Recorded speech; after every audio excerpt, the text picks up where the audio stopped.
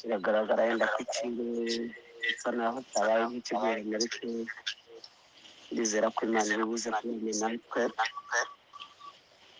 ko kimwe mu biranga umugambi w'Imana uko Satani nyine ararwana ashaka ahantu hose yanyura kugira ngo aburize mu mugambi w'Imana, ariko icyo namenye cyo ni uko ntawaburiza mu mugambi w'Imana. Rero reka nongere nshimire Imana ko impaye uyu mwanya, namwe mbashimire abakozi b'Imana muri mu bihugu bitandukanye, mwemeye kurara imbere y'Imana mutaramiye Imana, nimuhabwe umugisha n'Imana ya Isiraheli.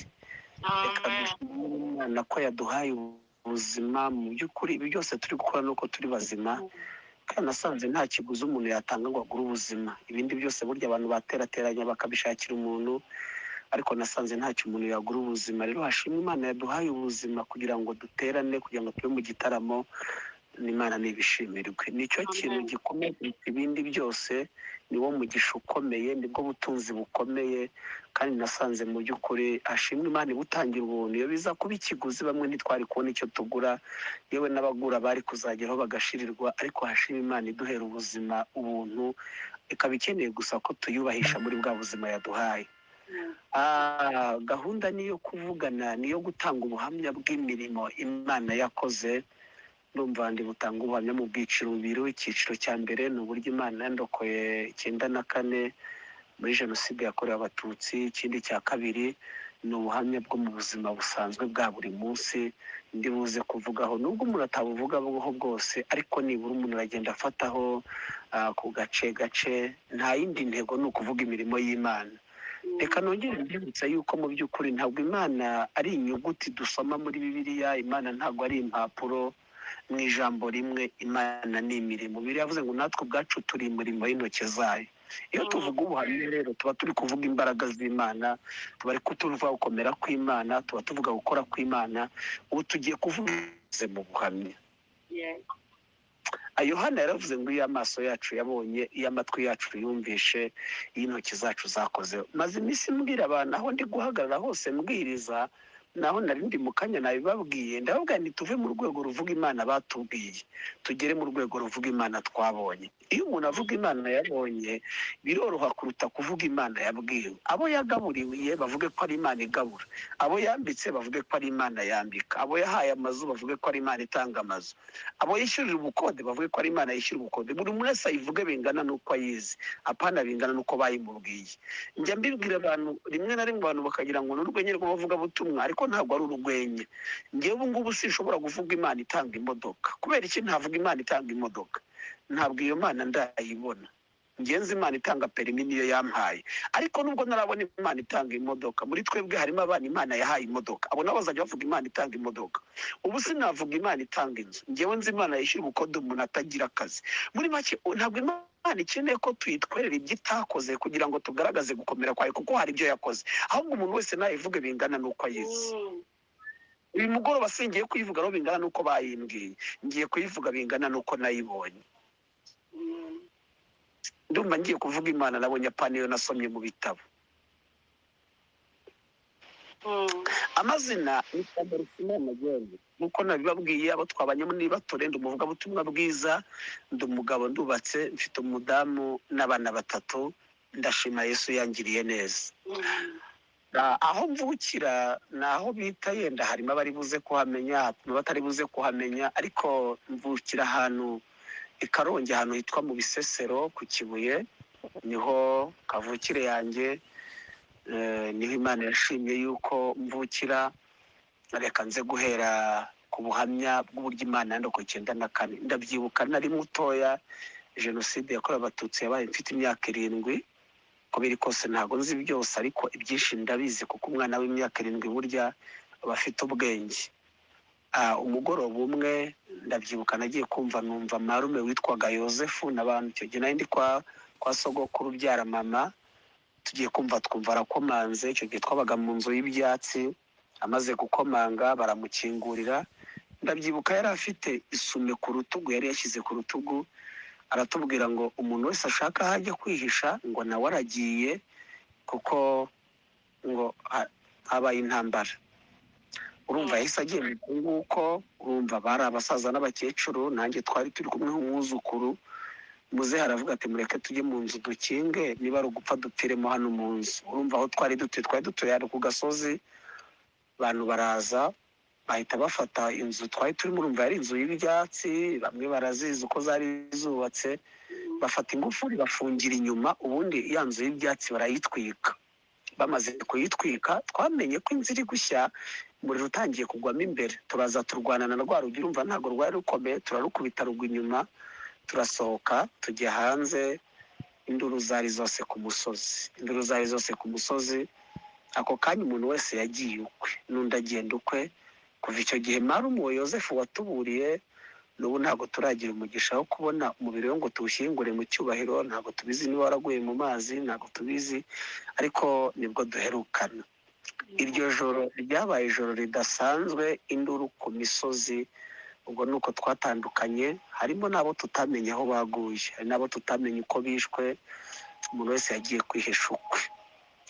Ndabyibuka ibyo byose bimaze kuba ku munsi ukurikiyeho, urumva umuntu yifuzaga ko ijoro ryakomeza kuba ijoro, kuko urumva amanywa byari bigoye kubona aho wihisha. Babaga bagize amahirwe yo kubona bone babuze mu ijoro. Ngira umugisha, ndabyibuka mu ijoro rikurikiyeho nihisha ahantu, ngiye kumva numva hejuru hanjye hahagaze umuntu, noneho nsa naho nkuye mu mutwe kugira ngo ndebe, ngira umugisha nsanga ni umugore wa marume wa wundi waje kutuburira, ariko ntitumenye amaherezo ye.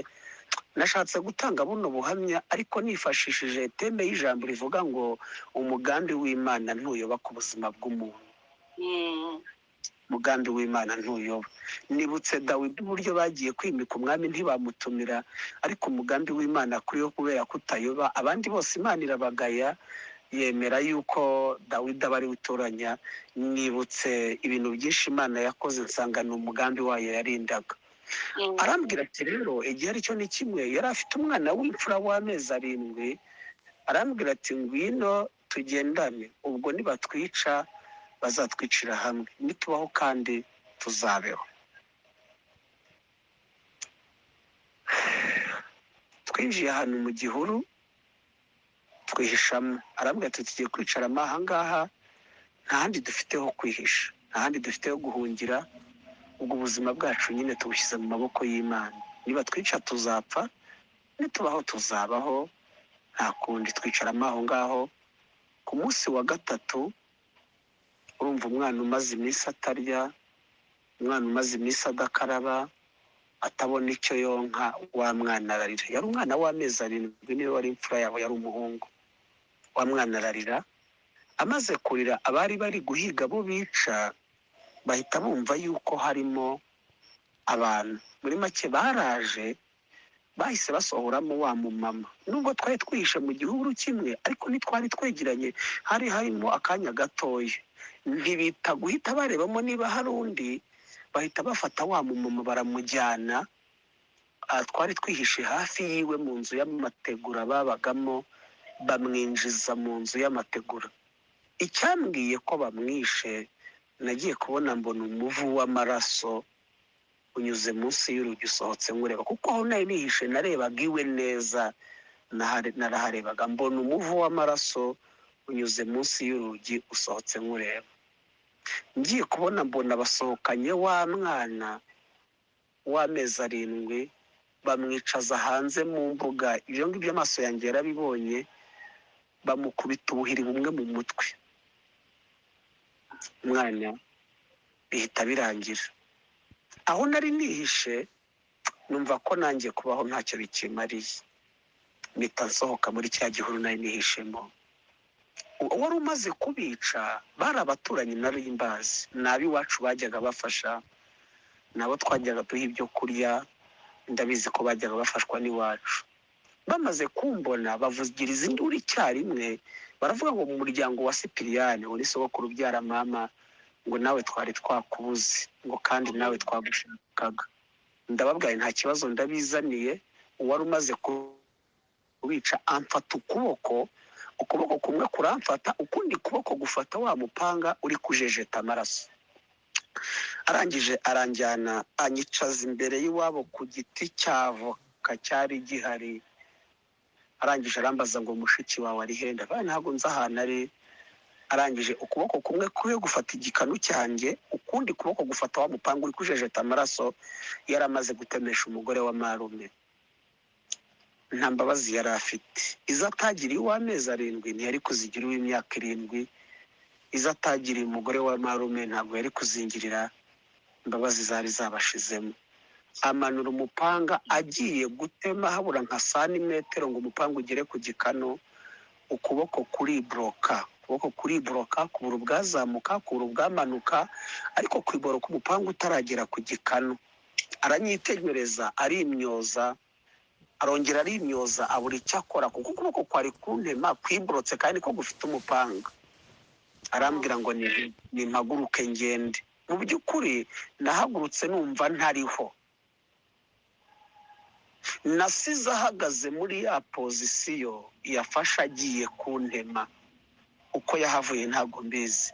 Mu Bakorino haravuze ngo yaturokora urupfu rukomeye, iracyaturokora kandi twiringiye ko izakomeza no kuturokora. Amen.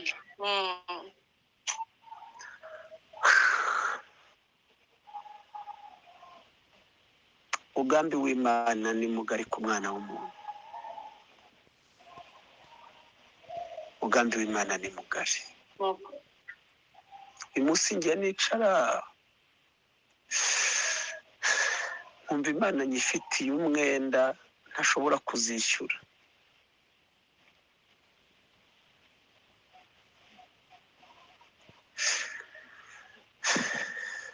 Imana numva nyifitiye umwenda. Kuba yarandokoye abandi bakagenda, abamezi bakagenda, abakuze bakagenda, hari uwarimbye ngo wancikiye Yesu.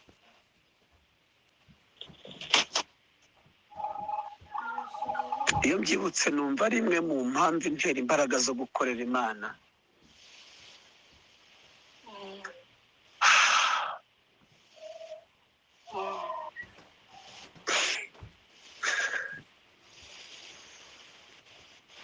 Komera.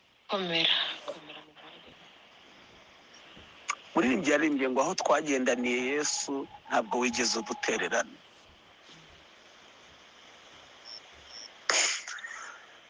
Hashimwe Yesu, hashimwe Imana. Amen. Narahavuye ndagenda nsubira hamwe nari nihishe, ndakomeza nyine kwica abo bica. Hafi y'aho ngaho hari abaturanyi bo batari bari yenda guhura n'ibyo bihe twari turimo. Ndagenda njyayo kurumva bari banzi. Ngeze barambwira ati rero n'ubundi baraza kugusanga hano bakwice. Hari icyobo bari baracukuye bakuragamo itaka ryo kumbamo amatafari. Noneho barambwira ati reka tugushyiremo hariya. Bazana ibintu by'amakoma by'amashara, ibyatsi byinshi, bandunda hejuru basigamo akenge gake ko guhumekeramo. Barambwira ati nibura burimo ahangaha ntibizajya bigera nijoro twumva ni abantu bari guhiga, tuzajya tuza tugufate tugushyire mu nzu basi uryame tugushakire n'icyo kurya. Haciye iminsi numbaza aho mama yaturutse, nawe aza muri ba baturanyi arabaza ati se ntawo mu muryango mwaba muzi niba akiriho? Ese mu bana banjye nta waba ukiriho mwaba mubizi? Baramubwira ati rero mu bana bawe abandi ntituzi aho bari, ariko umwe mutoya, njye wari mutoya, umwe mutoya mukaya turaza kukwereka ahari. Byageze nimugoroba umva baramfata bampuza nawe. Arambwira ati rero aho nzaba ndi hose tuzaba turi kumwe, nimfa tuzapfana, imbaho tuzabaho. Yarankundaga.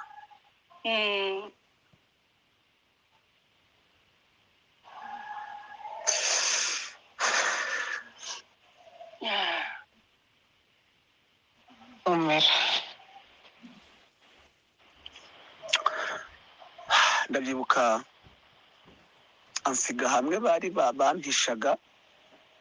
arambwira ati reka njye kugushakira icyo uri burye. Umubyeyi nyine aba ari umubyeyi, aba yumva inshuro zose yapfira abana be.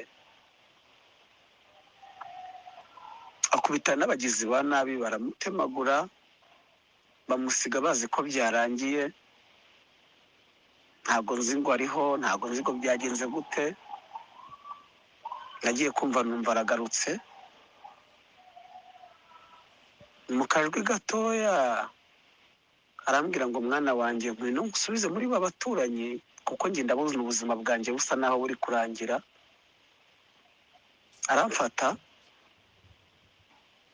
anjyana muri ba baturanyi, arababwira ngo nimugira umugisha wo gukomeza kubaho muzamenyera umwana, kuko ngewe ubuzima bwanjye burangiriye ahangaha. Afata igitenge yari yiziritse mu nda kubera inzara, arakijishura, arangije arakibahereza, arababwira ati kino gitenge muzamudodesherezemo agashati, basi nazajya akambara ajya anyibuka nka mama we. Aranyitegereza, arandeba, mbona araturitse ararize. Arambwira ngo mwana wanjye ngendagiye ariko ngusize mu maboko y'Imana. Niryo jambo rya nyuma rya mama numvishe. Yari abibonye ko amaboko yiwe ananiwe, abona ko n'ayabaturanyi yazananirwa, ariko yibuka ko hari amaboko atananirwa y'Imana. Yego. Ndashima Imana ayiwe yarananiwe, abaturanyi yaje kunanirwa, ariko ndashima Imana y'Imana ntarananirwa. Amen. Niyangize umugabo, niyangize papa w'abana. Ntabwo mu bitekerezo byanjye nari nzi ko nzagira abana, ntabwo nari nzi ko nzagira famiye. Yobu 14:7 haravuze ngo naho igiti cyatemwa kizongera gishibuka. Nari meze nk'igiti cyatemwe, ariko ndashima Imana ya Isiraheli, yakoze ibyo yagombaga gukora. Intambara yarakomeje, abapfa barapfa, ni urugendo rurerure mu by'ukuri. Hari aho umuntu agera kumva amagambo arashize, ariko byarakomeje. Kubw'amahirwe ngira umugisha, intambara irarangira, ndarokoka, Imana irandokora. Imana ishimwe. Kariye kurokoka, nabaye mu miryango ntashobora kumenya umubare wayo. Imwe ikancunaguza, ariko kuko aricyo gihe nari ndimo, nkabona nta yindi shobora nkihanganirwa gucunaguzwa. Bamwe mu basigaye bo muri famiye, harimo mama wacu, harimo na data wacu, abo ngabo nibo bari bakwiye kumbwira amagambo y'inkomezi y'ibyiringiro, ansubizamo imbaraga, nyereka ko icyizere cy'ubuzima gihari. Ariko nibo ba mbere banciye intege. Mama wacu yigeze ambwira ngo nzapfa nikamiye n'ay'imbwa, ntacyo nzimarira. Data wacu arambwira ngo wanshyira mu ishuri nkiga, aho hari ikintu kizima navamo. Sinari mfite icyo kuvuga kuko nari ndi mu maboko yabo, kandi ibihe nari ndimo ntabwo nari mfite kirengera. Ariko umugambi w'Imana ku buzima bwanjye wari mugari. Ubu nteze amatwi, sinzi ibihe ubayemo, sinzi ibihe uhagazemo, ariko umugambi w'Imana ntabwo uyoba. Icyo Imana yagambiriye ku buzima bwawe bitumye nibuka Yefuta, ngo yavutse ku mugore wa Maraya, baramwirukana bamuziza ko yabyawe n'indaya. Ariko umugambi w'Imana kuri Yefuta wari mugari, byaje kurangira bongeye kumukenera kubera umugambi w'Imana. Nabaye muri ubwo buzima, mba kwa mama wacu, niga pirimeri, ngiye gukomeza segonderi, arabyiga ati fata isuka wige guhinga. Yarantoteje ku buryo ntabona uko nsobanura, ariko byose byari ishuri, kwari ukugira ngo Imana inyigishe, maze buno buhamya buzabukomeza abandi. Tujya turimba ngo ibyo tunyuramo none nibwo buhamya bwacu bw'ejo. mbona ntabwo bizakunda kwiga, byari byanze, narabikundaga mu by'ukuri nshaka kwiga, ariko mbona biranze, bashaka kungira umucakara n'umukozi wabo, n'abagiraga ihene, mfata umwanzuro wo kuvuga ngo ngiye kuzatoroka njye i Kigali. Mu by'ukuri Kigali ntaho nari nzi, gusa hari umuhungu umwe twari twariganye pirimeri witwaga Fideli, nari nzi ko aba i Kigali, ariko mu by'ukuri sinari nzi aho atuye.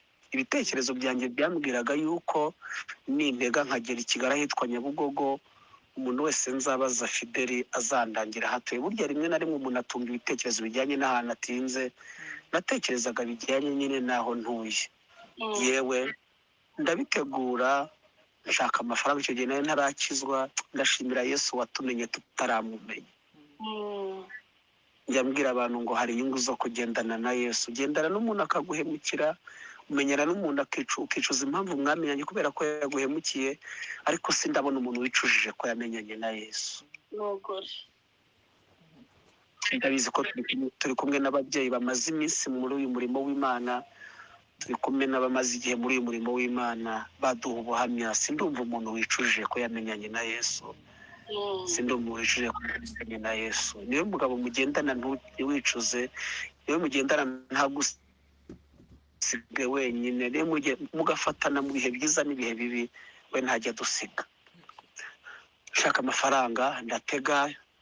Hari murumuna w'uwo mama wacu wabaga i Gitarama, yajyaga aza kudusura akatubwira ati ngiye ntuye ahitwa mu cya kabiri Gitarama, uramutse uje ukagera aho ngaho wabaza ahitwa kwa Rusanga, n'umugabo yari umusirikari, aho ikintu narabifashe mu mutwe, ndaza uko nashyikiye nabwo wenda n'ubundi buhamya, mama ari icyumweru, ariko tageti yanjye ari ukujya i Kigali. Igihe cyo gutaha kigeze, ndabona naje kubasura, bati taha, bampa 2,000 icyo gihe. Nuko aho gutega nsubira ku Kibuye, ndatega nzi i Kigali. Icyo gihe nta telefone zari ziriho ngo barahamagara ngo bavuge ngo se yaje mubizi. Ngeze i Kigali ahitwa Nyabugogo, urumva aribwo bwa mbere nari ngeze ahantu hari abantu benshi, aribwo bwa mbere nari mbonye imodoka. Nawe fata umwana ukuriye mu cyaro, waragiraga inka, nari ndwaye imyate, naje nambaye imyenda naragiranaga inka, nambaraje y'icyatsi kibisi, wabona harimo zabaga ziriho karindari. Niyo naje i Kigali mfite, nje kubaza Fideli. Mu by'ukuri urwo rugendo rw'ubuzima ntabwo nzi ngo amaherezo yabwo ni ayahe. Icyo mpunze ni ugutotezwa, icyo mpunze ni ugutukwa, icyo mpunzwe ni uko nibaza ko mbihunze kumbi mfite ubundi buzima bukakaye nanone nje kunyuramo. Hari igihe umuntu ava mu buzima agira ngo agiye mu bundi, ugasanga ahubwo agiye mu buzima bukakaye kuruta ubwo yari arimo. Ariko byose Imana ikabibiri inyuma, ikaba ifite umugambi wayo muri ibyo byose. Ngeze i Nyabugogo ndebye uko abantu bangana, ibitekerezo byo kubaza Fideli sinzi uko byamvuyemo. Ibyo kubaza Fideli binshiramo, ntangira nibaza noneho ndarara. Kurara hanze ntabwo byari bikinteye ubwoba. Naharaye amajoro menshi, naharaye nyagirwa, naharaye ndi guhigwa. Kurara hanze byo ntibyari ikibazo, ahubwo nibazaga aho ndi buze kurara, kuko nari naraharaye amajoro menshi, nari narabimenyereye. Abari bagihamagara kwa kundi bahamagaraga imodoka ngo izijya Kacyiru, izijya i Remera, kugira ngo byorohere abagenzi, umugenzi wese amenye aho ajya. Nari ntarakizwa ngo mvuge ngo ni umwuka wera, numva umutima mbwiye kujya i Remera. Mu by'ukuri Remera ntumbaze ngo ni hehe, gusa ibyo numvishe ngomba kujya i Remera. Ndatega njya i Remera, bazi Remera aho gare yahoze, ndagenda mva muri bisi, ntangira kuzerera nibaza aho ndi buze kurara. Nambaraje amafaranga yanshiranye, ngira ngo nasiranye amafaranga 600 y'amanyarwanda, ariko yabwiye Remera ngo nakumenye utarabusura mu nda ya mama wawe. Ndangije ndakweza gutunganya.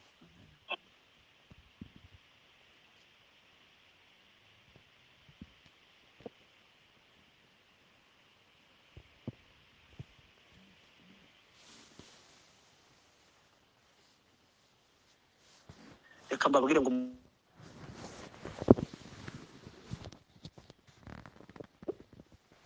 umugambi w'Imana biriye nkubitanye na wa mutipe nari naje nje gushaka witwa Fideli.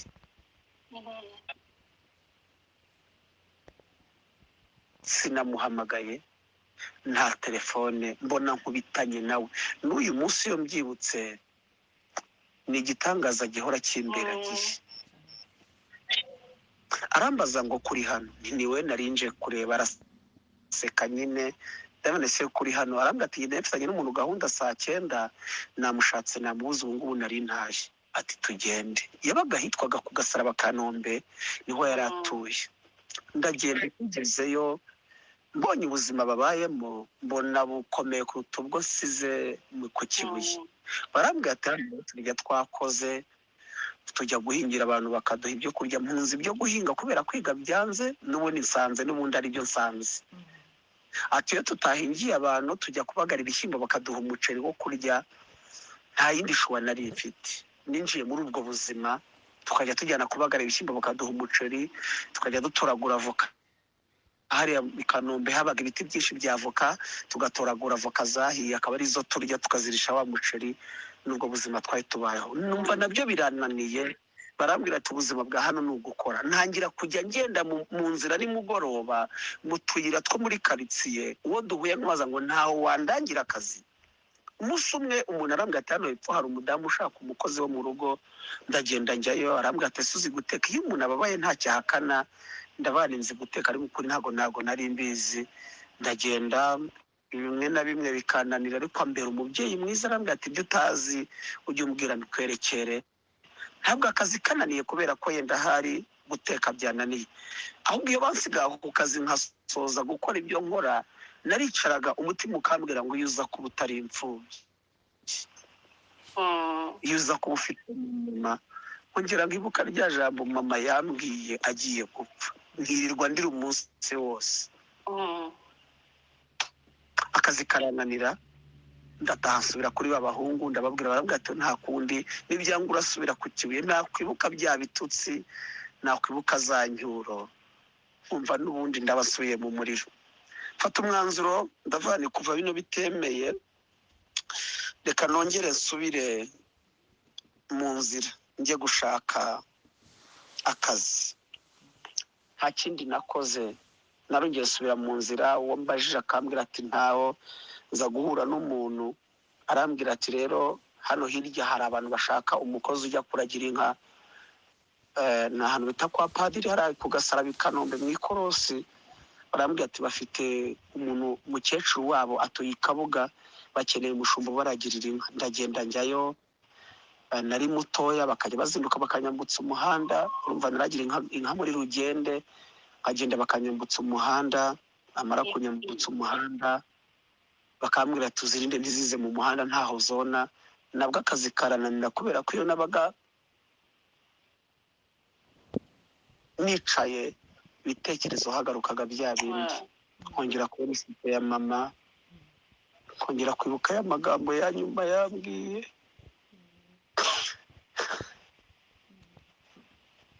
Umutima wanjye wuzuye umubabaro. Nari ntunzwe n'amarira, ntawe mfite wo kumbwira ngo ihangane, nari mfite wo kumbwira ngo komera.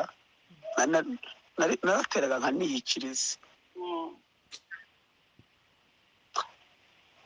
Naho akazi karananira, ngaruka kuri babahungu. Barambwira ati reka tugushakire itike usubire mu rugo, numara kumenya ko ugomba gukora uzagaruka. Nta yindi shuwa nari mfite, nasubiyeyo. Tekereza gusubira mu rugo rw'abantu bagutotezaga, waragiye ubatorotse, noneho urugarutsemo. Nahuye n'ibyikubye inshuro ibyo nanyuragamo, ariko nkomeza guhangana. Nyuma yaho nafashe umwanzuro, ndavaye noneho i Kigali, nubwo ntahazi cyane, ariko aho kugira ngo nzapfire hano, reka nemere nsubireyo, yenda nzabe mayibobo. Mfata umwanzuro ndagaruka i Kigali. Urumva ko biriko sinari maza cyane, ko ntabwo ari nk'ubwa mbere maza. Ndaza ahantu hambere nashyikiye ni mu Kabuga ka Nyarutarama. Hari abahungu twari twarabanye ku Kibuye, bari bahatuye. Ndaza bampa icumbi ry'iminsi mikeya, nshaka akazi. Maze gushaka akazi, ahantu hambere nabonye akazi mu Kabuga ka Nyarutarama muri resitora, mpembwa 3,000. Icyari kinshishikaje si n'amafaranga, icyo nishakiraga ni ukubona ahantu nibura ndi buturize, nkabona n'ibyo kurya, basi nkabona uko ndya. Ngira umugisha mwura n'umukecuru w'umudivantiste, turaganira. Ndamubwira mfite ibikomere 2. Arambwira ati mbwira bimeze gute. Nabana igikomere cya mbere n'icy'ubupfubyi. Arambwira ati nzagerageza kubera umubyeyi uko nshoboye, ariko icyo gikomere n'Imana icyomora. Ndabwira n'ikindi cya kabiri, ese iyo ndebye buriya nari nzi ko umuntu adashobora kurya umuceri ngo awuhage. Twaryaga umuceri wacu rimwe mu mwaka ku bunani cyangwa kuri noheli. Arambwira ndamubwira ese ubona nzahaga umuceri? Arambwira ati icyo ngicyo rwose nzakivura, bajye baguha umuceri urya uzawuhaga. Nyura muri ubwo buzima bugoranye, yenda nagiye mvuga mu ncamake, ni urugendo rurerure, ariko ndashima Yesu, ntaramumenya ntiyigeze ansiga njyenyine, naho mumenye yakomeje kugendana nanjye.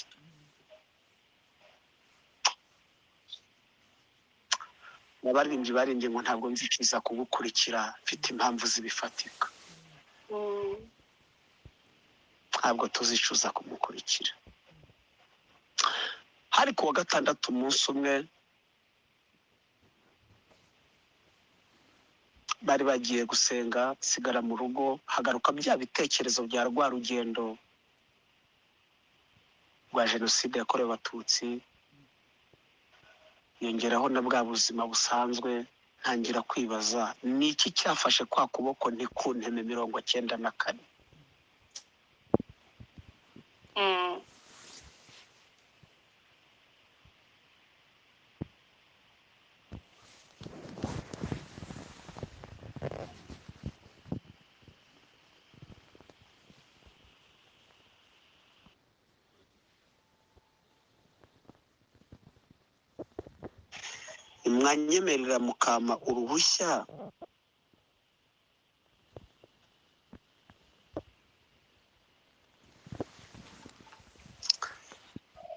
Mwanyemerera mukama uruhushya nkazajya gusenga ku cyumweru?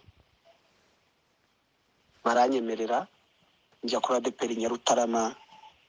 Ngezeyo barabwiriza, bahamagaye abihana. Nahise ngenda, njyanwa nuko nibutse ko Imana ariyo yafashe kwa kuboko 94 nikunteme. Ntangira gusenga, Imana itangira kumpa amasezerano, ubuzima bukomeza kugorana. Hahandi akazi kaje guhagarara kuko bari bamaze kuhimuka bagiye gutura mu Busanza babaguriye. Njya gushakisha indi mibereho, nibwo ninjiye mu buzima bwo kujya rero nanone ndara ku muhanda. Ndabyibuka ko 2008 ninjiye mu buzima bwo kuba mayibobo. 2008 nabaga muri Eto Kicukiro, ariho mba. Naba ntaraye muri Eto Kicukiro, nkarara muri toilette kuri Ruwanji Gikondo, rusengero ruhari. 2008 nari ntunzwe n'ibyo kurya byo muri puberi, bino bashyira ku muhanda. Najyaga njya gufata akawunga bashyizemo nkayirya. Ariko ngira umugisha ubwo buzima bwinjiramo, naramenye Imana, nabandi gusenga Imana ikampa amasezerano. Ntabwo nabonaga aho bizanyura, ntabwo nari nzi ko nzitwa papa w'abana.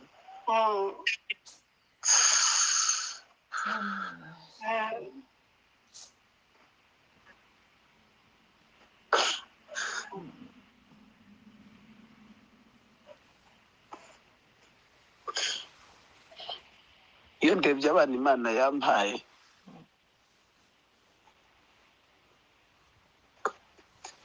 umva ntacyo mfite cyo kwitura Imana.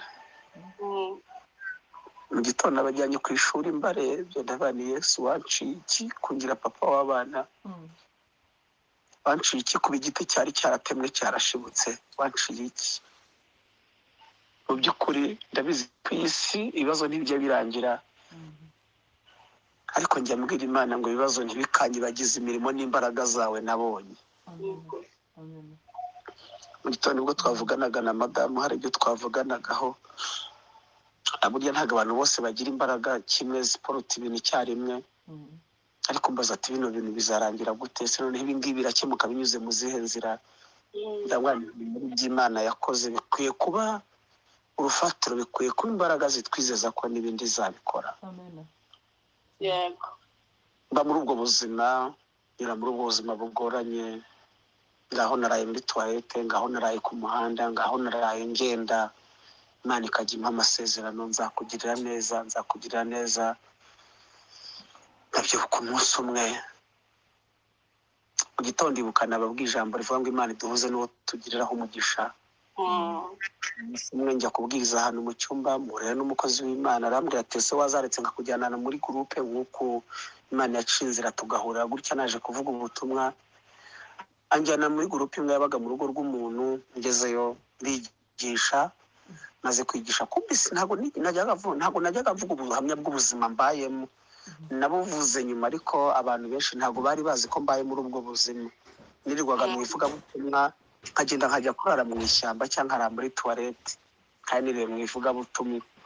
Noneho urwo rugo naragiyemo, uwo mumama arambaza asuba hehe, ntihari ahantu mba, arambwira ati ese ko mfite abana wanyemerera niba nta kibazo ukaza tukabana ahangaha?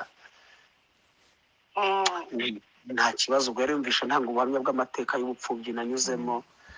Nuko nguko Imana yamvanye muri ubwo buzima bw'ubumayibobo no kurara muri tuwarete, njya muri urwo rugo rw'uwo mumama. Mu by'ukuri ambera umubyeyi, nanjye mubera umwana, Imana irabinshoboza. Igihe kiragera numva nkwiye gushaka uburyo nubaka uwanjye muryango, yenda ahari bwose ndi buze kuwutanga, wabona nzawutanga undi munsi. Ntangira umushinga w'ubukwe, sinzabyibagirwa. Habura iminsi 3 ngo njye mu rukiko, baranyerekanye mu rusengero tumanitse ku murenge wa Muhima. Imana irambwira ngo siwe mugore tuzabana. Nabwo n'ubundi buhamya. Igihe kiza kugira, ariko imbwira ko ugiye kunyubakira urugo, yambwiye rw'umugisha. Ntangira umushinga w'ubukwe, mbere aricyo nza gusorezaho. Ariko Imana yarakoze. Yego. Dawidi yaravuze ngo yaba Uwiteka atari wari mu ruhande rwacu, ngo benshi abaduhagurukiraga baratumize bunguri. Bavuga ngo ariko izina ry'Uwiteka rihabwa icyubahiro. Bavuga ngo nibutse iminsi ya kera, ntekereza none kizatuma ntambura amaboko. Ntangira umushinga w'ubukwe, mu by'ukuri nta muvandimwe, nta kazi, n'uwo tugiye kubana nta kazi afite. Bamwe baduca intege ati ntabwo muzakora ubukwe, ntimuzabona ubushobozi. Bamwe ati muzamarana amezi 6 kubera ko ushatse umuvugabutumwa utagira icyo akora, wirirwa agendana Bibiliya gusa, nawe utagira akazi. Havugwa byinshi, ariko dusenga Imana mu bihe bigoranye, mu bihe bikomeye. Imana itwubakira urugo, idukorera ubukwe bwiza. Mu by'ukuri nanjye sinibaza uko bizagenda, sinjya mbona uko mbisobanura. Ni urugendo rurerure. Ubu turumva tumaze imyaka 11 twimariye. Mu myaka 11 Imana yaduhayemo abana 3, abahungu 2 n'umukobwa 1. Imana yarakoze. Imana yarakoze. Sinzi ukuntu ibigenza, ngo sinzi n'uko ubikora, igitwitaho siko bigenza. Nkabona inzira ishyuwe, siko bigenza. Nkabona abana barize. Ejo nibwo nari ndi gusenga, ndayibwira ntabwo nakubwira ikibazo cya Minerval, ahubwo reka nkubwire ko n'imyaka bamaze biga ari wowe wabishyuriye. Mbwira abantu ngo ntidukwiye gusenga tubwira Imana ibibazo, ahubwo dukwiye gusenga tubwira Imana ibyo yakoze. Dawidi ajya kwica Goliyati, yibutse yabanye nawe ari mu ishyamba, aragiye intama za se, idubu yaza akayica, intare akayica. Rero mu gitondo nabwiye Imana we, ntabwo ndi kubwira ibibazo mfite, ahubwo ndakubwira ibyo wigeze ukemura. Muri urwo rugendo rw'ubuzima, muri izo ntambara zigoranye n'ibyo bigoranye, turi mu isi dufashe umuntu amara ibyo birangira. Ariko mu magambo make, mu ncamake, ndashimira Imana, ndashimira Imana, ndashimira Imana aho igejeje ikora. Uyu munsi mfite umuryango, uyu munsi mfite umudamu, uyu munsi mfite abana. Uyu munsi ndashima Yesu ku mirimo ihambaye yakoze, kandi niringiye ko agambiriye gukora n'indi mirimo. Iyo mpagaze imbere y'abantu mvuga ubutumwa, ndavanye kubera iki Imana wanciye iki. Kuba ndi kubwiriza abantu bari mu bihugu bitandukanye ntabwo mbifata nk'ibisanzwe. Ndabyibuka mu minsi yashize Imana yigeze ambwira ngo ngiye kuguhuza n'abantu bamwe na bamwe utanazi. Sinzibagirwa bwa mbere nkora ka kazi ko mu rugo k'3,000 i Nyarutarama, mpembwa umushahara wa mbere. Narababaye mbabazwa nuko mpembwe nta muvandimwe. Ndavana iyo nza kugira umuvandimwe cyangwa mama, nibura nkabereka umushahara wanjye wa mbere. Nsenga isengesho, mbwira Imana ngo Mana, namenye ko nari maze gukizwa. Mbwira Imana ndagusabye, numva bavuga ko muri Yesu haba abavandimwe. Uzampa abavandimwe, uzampe bashiki banjye, uzampa ababyeyi, uzampe bakuru banjye muri Yesu niba barimo. Njya kubana na madamu, naramubwiye nti ko tugiye kubana ni njyewe, nubyara yenda ab'iwanyu bazaza ariko ntawe iwacu uzagutindira ikiriri, ni njye byose uzabikora. ubona ntawe mu muryango wacu uje kuguhemba, nakubwiye uwo ndi we, uko mbona ni uko nasigaye. ariko ndashima Yesu, wagiye umpa umuryango muri Yesu.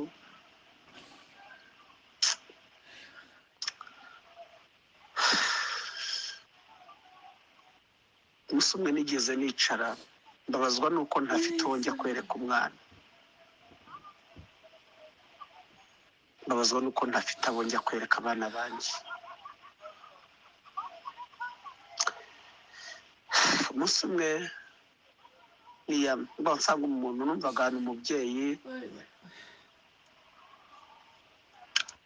nshaka uko nshoboye njye na madamu dufata ibyo twari dushoboye tujyayo, tugiye kumwereka. nibura numvaga sinari nkeneye njye ko azaza rwose, numvaga nibura abana imana, nibura nanjye mbona umuntu nzita umubyeyi niyo njya kumwereka abana.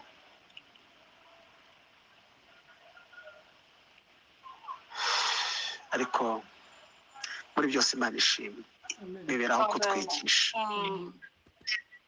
tujyayo dukora ibyo dukora, tugezeyo aratubwira ngo afite abandi bashyitsi, ngo nitugende bazadushakira umwanya tuze kumwereka abana. hari ku mwana wa mbere, ubu tugize abana 3, imyaka 11 irashize, kandi icyo gihe harashize imyaka ngira ngo 2 niba atari 3 twimariye. uko biri kose baracyashaka umwanya. byose biraho kutwigisha.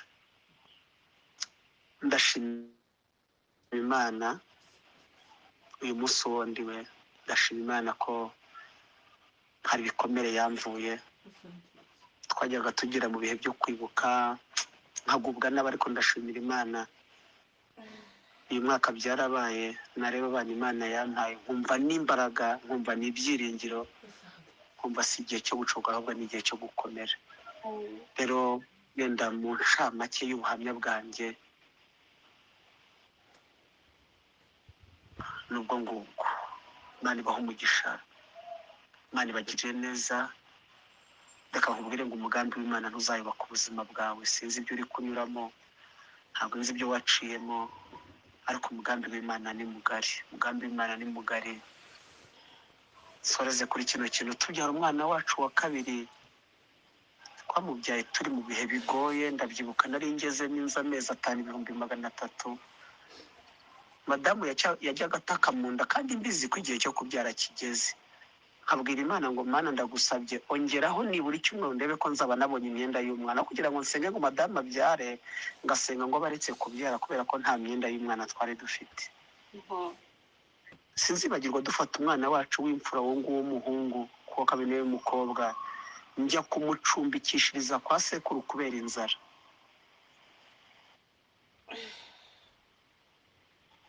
ijoro rimwe madamu yasenze isengesho atazi ko mwumva, abwira Imana ngo Mana, iri joro ntunyumve nk'Imana, iri joro unyumve nka data bukwe. uyu mugabo nta bandi babyeyi agira, ni wese, unyumve nka data bukwe, wumva umukazana we.